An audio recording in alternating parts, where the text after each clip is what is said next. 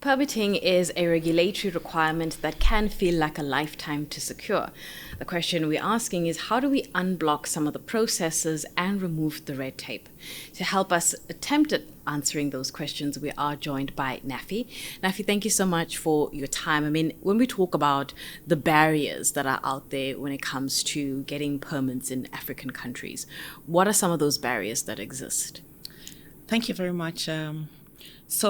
The most significant barriers from our experience at the work at the Natural Resource Governance Institute are technical and non-technical. So with the non-technical barriers, we are talking about the lack of regulations. All right, so we are talking about the lack of regulations, and then we are talking about the lack of streamlined processes around the permitting process. There is also lack of unclarity around what is required around the regulations and for investors to understand and be able to use. So the second one, I think it's also around the lack of transparency around the permitting process. It is important that the entire process is very transparent so that investors and also the public citizens have an understanding of the different stages of the permitting process and be able to, interrogate the process.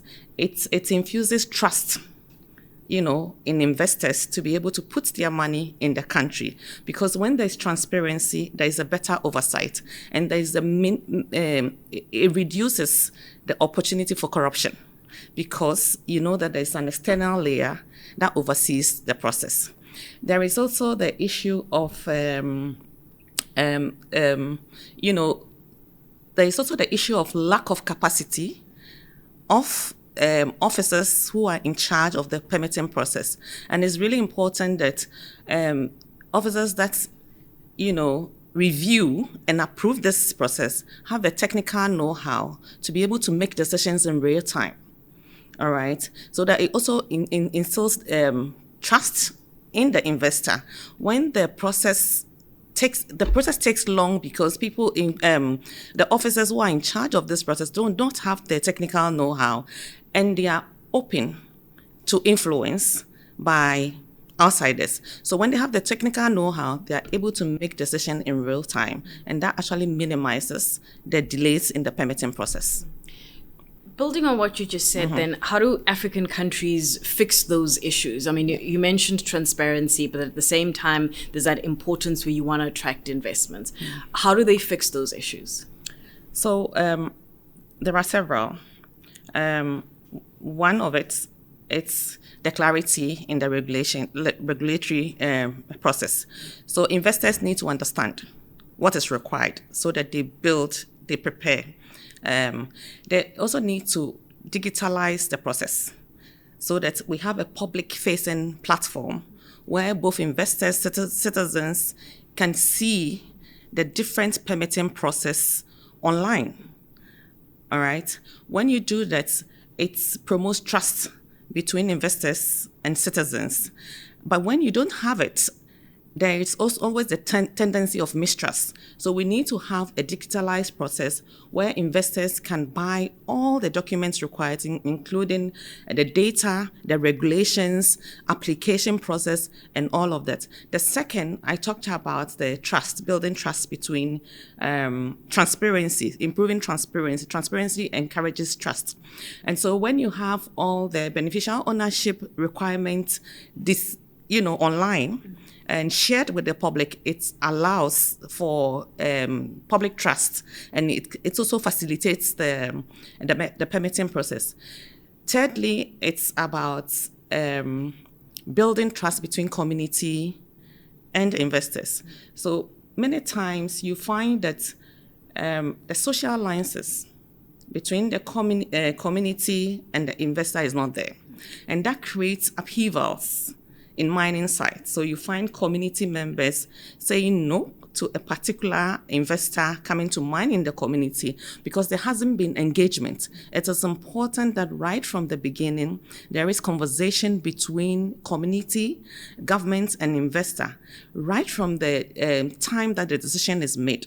All right. It's also important to make clear who are those making the decisions around the permitting process. So the people making the decision, what is informing the decision needs to be public, the outcome of the decision needs to be public, the processes around the permitting processes need to be public. When you have these systems in place, it actually facilitates the permitting process. Lastly, it's about beneficial ownership disclosure. One of the things we have realized is that many times some investors who get the permits do not have the ethical checks to get the permits. So that's to say that there's suspicion around corruption of the process. And so when you have that, it actually affects the process of mining at the community level. And it creates a lot of confusion between communities and investors because people, especially companies that pay their way around to get their permitting process, are more likely not to adhere to legal requirements at the community level. So ESG issues are not complied with, and they are more likely to cause harm to planet, to community.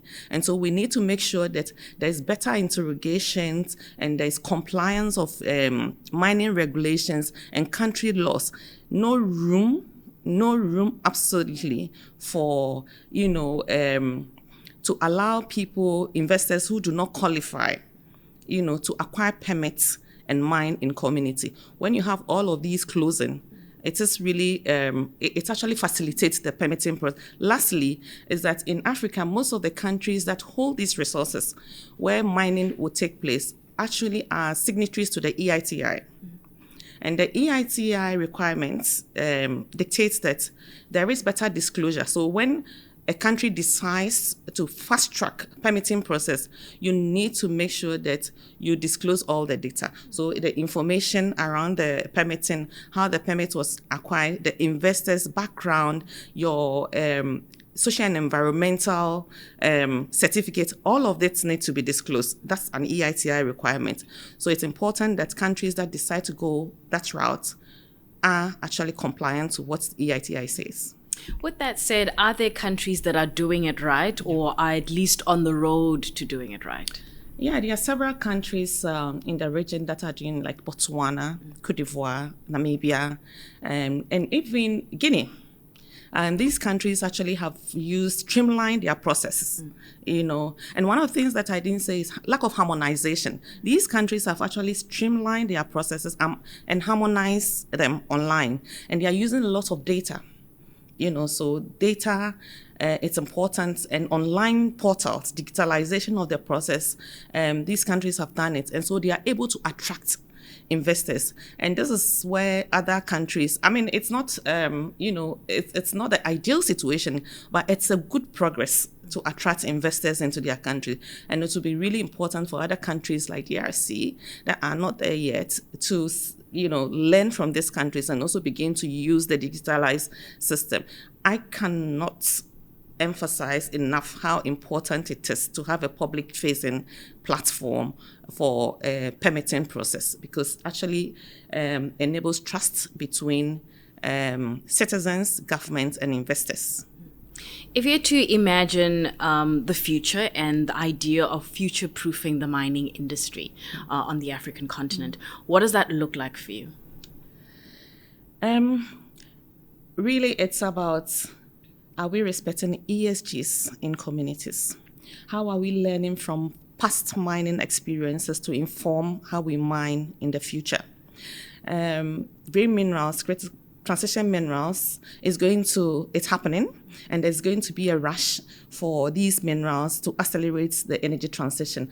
How prepared are our governments to take advantage of this process? That revenues from this sector, it's actually used to accelerate development. and the way in which our governments are able to accelerate the process and take advantage to use the revenues to accelerate development, for me, it's key. So having a framework in place, so like an energy transition in place, that is very clear to the people, to investors, and to government on how the transition process is going to happen and how revenues are going to be utilized to create employment, energy access. That is a deficit in the it's very important.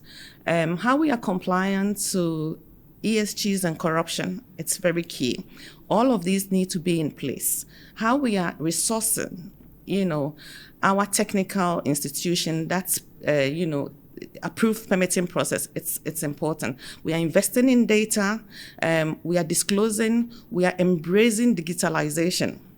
It's also very important. So for me, I think that we need to put all of these in place, and learning from the work that we've done on the continent have proved to us that if we are not careful and do not put these things in place, we're going to see an acceleration of corruption. And we know what corruption has done to the continent. It's robbed young people of employment. It's robbed communities of their livelihood. It's damaged the planet, and it's not going to allow Africans to move to greener economy when you allow people, investors, companies that are not qualified to have mining permits to acquire these permits and mine in our communities.